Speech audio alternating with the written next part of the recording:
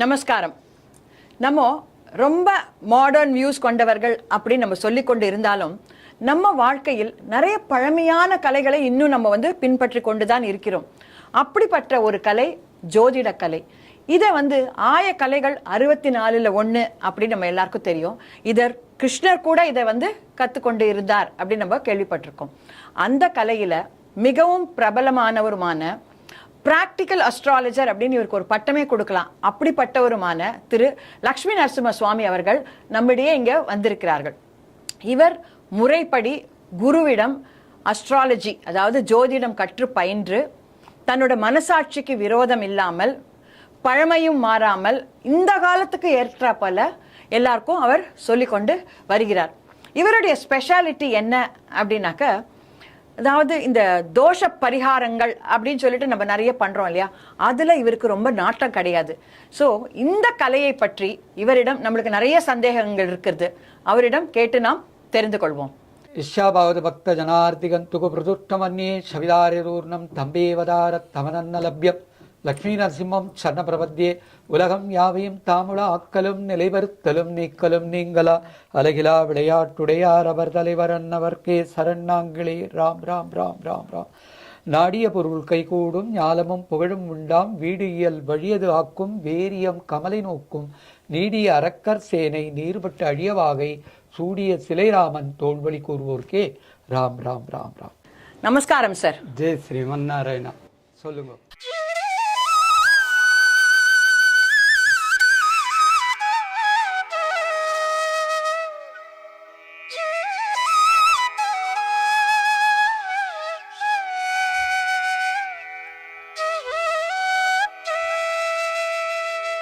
இப்போ நிறைய பேருக்கு இந்த ஜோதிட கலையில நிறைய சந்தேகங்கள் இருக்கு.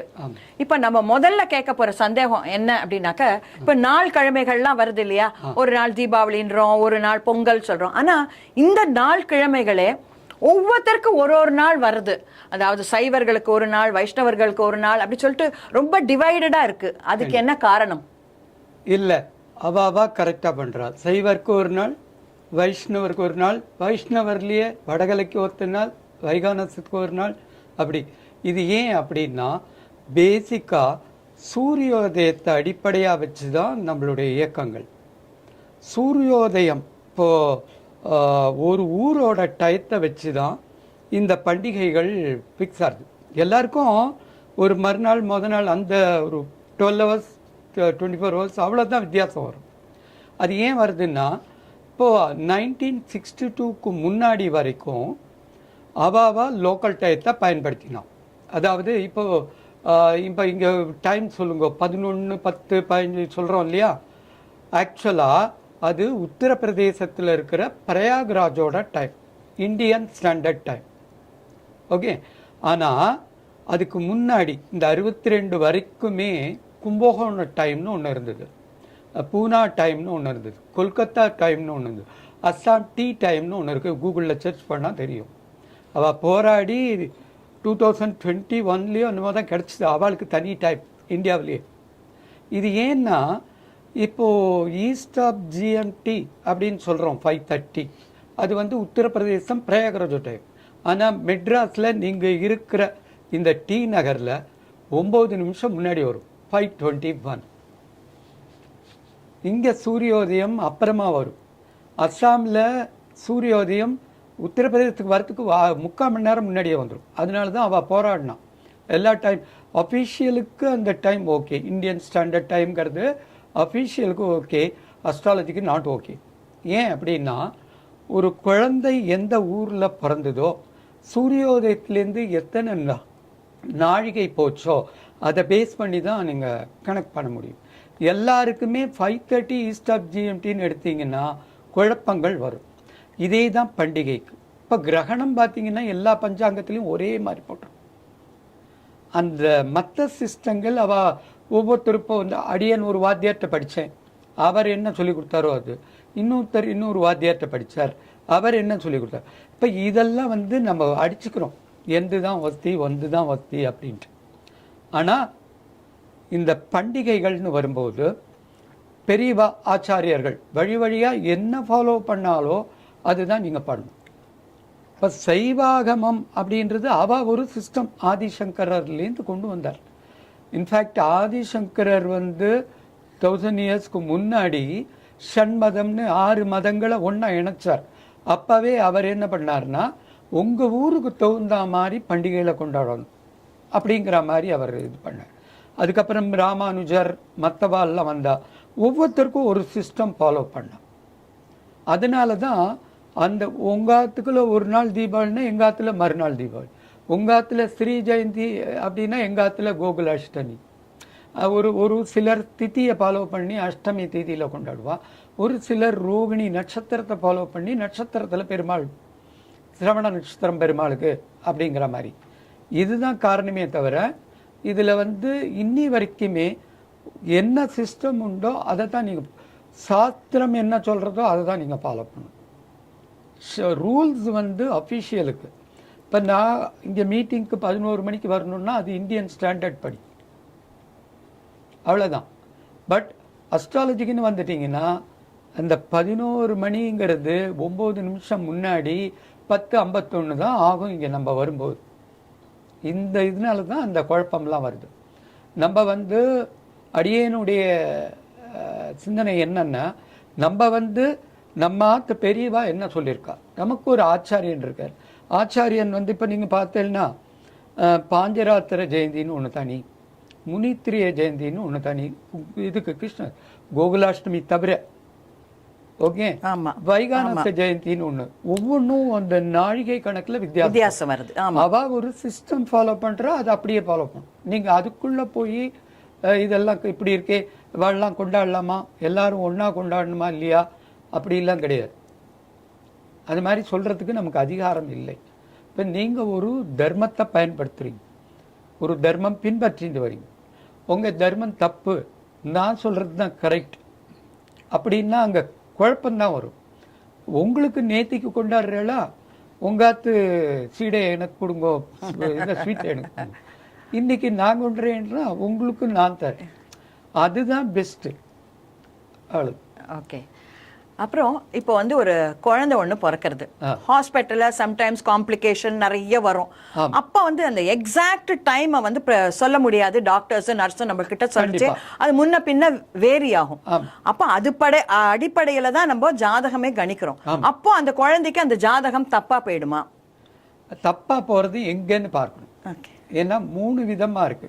குழந்தையோட தலை வெளியில வரும்போது ஒரு டைம், கம்ப்ளீட்டாக பாடி வெளியில் வந்துட்டு ஆனால் அந்த கொடி இருக்கு, அது அம்பிளிக்கல் கட் பண்ணுற டைம் இருக்கு இல்லையா, அதுதான் எக்ஸாக்ட் டைம். ஓஹோ. இது நீங்கள் பஞ்சாங்கம்லாம் விட்டுடுங்க. ஏன்னா இப்போது திருநெல்வேலிக்காரர்கிட்ட நான் இப்போ என்னோட பஞ்சாங்கம் தான் பெஸ்ட்டும்பா, திருக்கணிதக்காரர்கிட்ட நான் சொல்கிறது தான் கரெக்டும்பா. இது தவிர இன்னொரு சண்டை இருக்குது, ஐனாம்ஸ் சண்டை. இப்போ நேருவோடைய ஃப்ரெண்டு லகரி, NC லகரி, அதைத்தான் எல்லாரும் ஃபாலோ பண்ணுறா. அவர் mathematician, he is not a astrologer or astronomer. இப்போ அவர் ஒரு கணக்கு சொல்கிறார், அது தப்பாக இருக்கு இந்தியன் ஸ்டாண்டர்ட் படி. ஆனால் குழந்தை பிறக்கும்போது சூரியோதயத்திலேருந்து எவ்வளோ நாழிகைன்னு கணக்கு பண்ணணும். அது ஃபஸ்ட்டு அந்த லோக்கல் டைம், அதுக்கு தான் முதல்ல சொன்னது லோக்கல் டைம். இன்னொன்று இருக்கு, இதுக்கு ஒரு கதையே உண்டு. வராக மிகிரர்னு, அந்த மிகிரருடைய பட்ட பேர் வராகம். வராகம்னா பன்றி. பன்றி. அந்த விக்ரமராஜா இதில் குழந்தை பிறந்தது, பெரிய பெரிய பண்டிதர்கள் எல்லாம் கூட்டணும் வந்தா. ஜோதிட சாஸ்திரத்தில் மிகப்பெரிய குழந்தைக்கு ஜாதகம் கணிக்கணும். ஓகே, எல்லாரும் கணிச்சா இவன் உலகம் பூரா ஆட்சி பண்ணுவான். அந்த ஓரமாக நின்றுட்டு இருந்தார். ஏன்னா மிகிரருங்கிறது அப்போ அந்த காலத்தில் ஒரு கீழ் இதில், அவர் ஒரு ஓரமாக நின்று அவர் ஒன்று கணிச்சார், 16 வயசுல மொட்டை மாடியில் பன்றித்தலையால் செத்து போயிடுவான் அப்படின்னு கணிச்சார். அப்போ ராஜா தகச்சு போயிட்டா, எல்லாம் மறுபடியும் கிட்ட இல்லை, என் வாக்குலேருந்து நான் மாற மாட்டேன். அப்போ அந்த நாள் வந்தது, அந்த 16 வயசு வந்தது. அப்பவும் கேட்டார், நீ கரெக்டாக சொல்லு, உனக்கு ஏதாவது குழப்பமாயிடுதா, நீ சண்டை போட்டியா, இல்லை பிரச்சனைகளோட இங்கே நின்னியா, இதெல்லாம் கேட்குறா ராஜா. இல்லைன்னா உன்னை சிறைச்சேதம் பண்ணிடுவேன், இல்லை ஜெயிலில் தூக்கி போட்டுடுவேன் அப்படின்னு. என் வார்த்தையில் மாற மாட்டேன், நான் குறித்த டைம் கரெக்டு, அவன் இந்த டயத்தில் இத்தனை நேரத்தில் பன்றிகள்லாம் உள்ள நுழையாதபடி அதை பாதுகாப்பு பண்ணி பையன் எப்படி இருக்கான். ஒரு 5 மினிட்ஸ்க்கு லைவ் ரிலே போயிட்டே இருக்கு. எவ்ரி 5 மினிட்ஸ் பையன் என்ன பண்ணுறான், மாடியில் விளையாடுறான் ஃப்ரெண்ட்ஸோட, எங்கே இப்போ எப்படி இருக்கான், இப்போ எப்படி இருக்கான், இப்போ எப்படி. அந்த டைம் எக்ஸாக்ட் சாயந்தரம் 5 மணி சொல்கிறார். அந்த எக்ஸாக்ட் டைம் வரும்போது பார் 5 மணி ஆயிடுது, நீ இப்போ உன் முடிவை மாற்றிக்கிறியா அப்படின்னு. இல்லை, இப்போ உன் பையன் செத்தே போயிட்டான், நான் இங்கே உட்காந்து சொல்கிறேன், நீ வேணா செக் பண்ணு. இல்லையே, எனக்கு சேவகர்லாம் வந்து சொல்கிறாளே குழந்தை விளையாடின்னு இருக்கான்னு சொல்கிறாரு, நீ போய் பார்த்தியா, அவள்லாம் சொல்லுவா, நீ போய் பார்த்துட்டு வந்து சொல்லு, அதுக்கப்புறம் எங்கள் கழுத்தை வெட்டு. என் முடிவில் நான் மாற மாட்டேன், நான் சொன்னது அக்யூரேட்டாக இருக்கும். அப்போது அவர் போய் மேலே பார்க்குறார். அந்த பையன் ஓடி விளையாடி ஒளிஞ்சு அதெல்லாம் விளையாடுவா இல்லையா, அது மாதிரி விளையாடும் மொட்டை மாடியில் போய் கட்டிலில் அப்படியே மல்லாங்க மூச்சு இறக்க படுத்துன்னு இருக்கும். அப்போ காற்று பலமாக அடிக்கும்போது அந்த இரும்பு குண்டெல்லாம் வந்து பாடம் பண்ணி மிருகங்களோட தலையெல்லாம் பாடம் பண்ணி ராஜாக்கள் வந்து வச்சிருப்பா மாடத்தில்.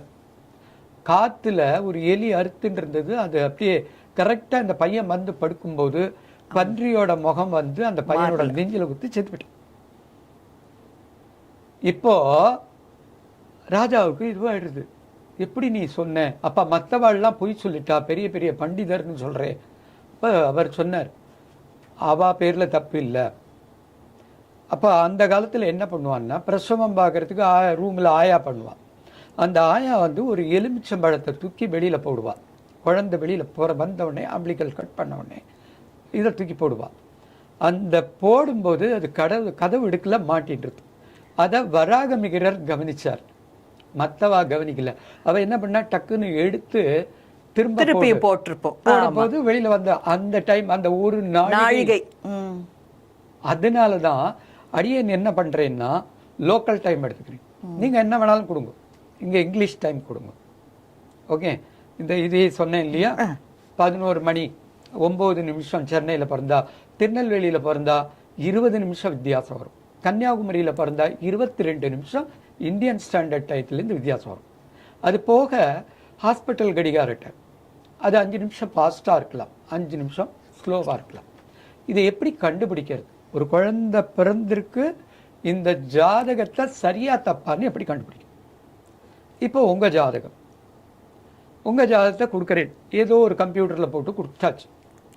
அடியேன் என்ன பண்ணுறேன்னா, 1 மணி நேரம் எடுத்துக்கிறேன்.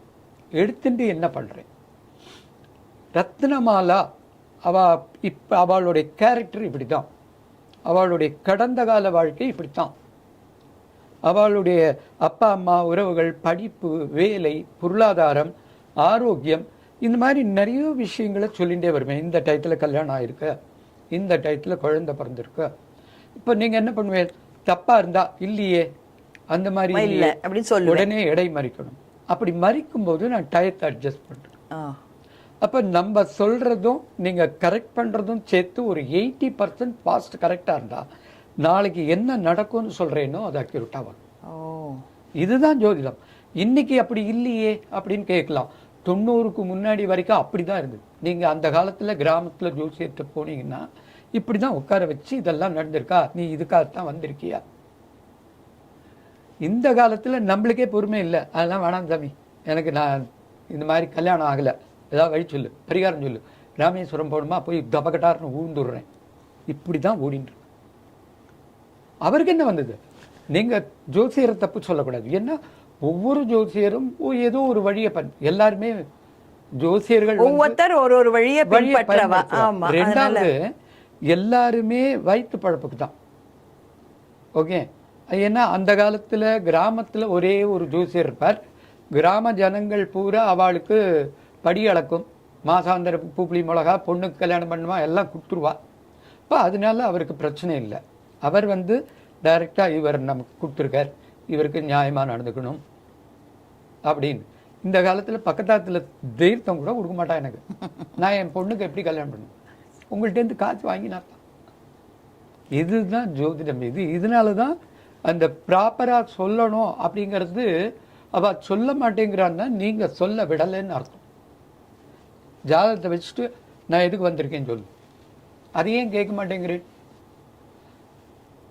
இதுக்கப்புறம் ஒண்ணு இருக்கு, நீங்க அந்த கேள்வி வச்சிருக்கலாம்னு தெரியல, பரிகாரம்னு சொல்லுவாங்க. வரும் வரும் சார், இருக்கு, அடுத்தது இருக்கு அந்த கேள்வி. ஓகே, அடுத்த கேள்விக்கு நம்ம இப்ப போறோம். கண்டிப்பா. இப்போ வந்து பஞ்சாங்கம் அப்படின்னு நம்ம கேள்விப்படுறோம் இல்லையா? ஆமா. பஞ்சாங்கம்னா அந்த பஞ்ச அங்கங்கள் என்ன? அது ஏன்னா நிறைய பேருக்கு அது தெரிஞ்சிருக்க வாய்ப்பு இல்ல.